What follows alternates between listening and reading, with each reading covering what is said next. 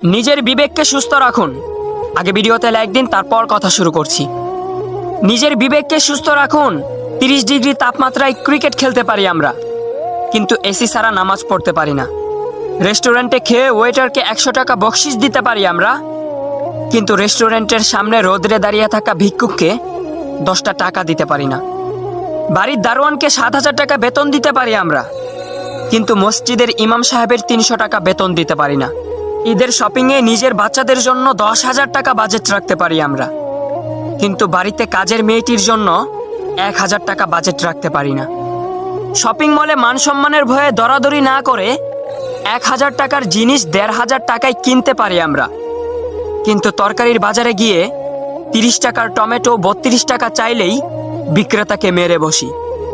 200 টাকার বাস ভাড়া 2,000 টাকা দিয়ে কার নিয়ে যেতে পারি আমরা, কিন্তু রিক্সাওয়ালা 10 টাকার ভাড়া 15 টাকা চাইলেই থাপ্পড় দিতে দেরি করি না। শরীর পরিষ্কার রাখার জন্য 1000 টাকার সাবান ফেস ওয়াশ ব্যবহার করতে পারি আমরা, কিন্তু সম্পদ পবিত্র রাখার জন্য দরিদ্রকে জাকাত দিতে পারি না। হ্যাঁ, কোথায় মানবতা, কোথায় মনুষ্যত্ব? নিজের চিন্তাধারাকে পরিবর্তন করেন, দেখবেন সব কিছু পরিবর্তন হয়ে গেছে। আসসালামু আলাইকুম ওয়া রাহমাতুল্লাহি ওয়া বারাকাতুহু।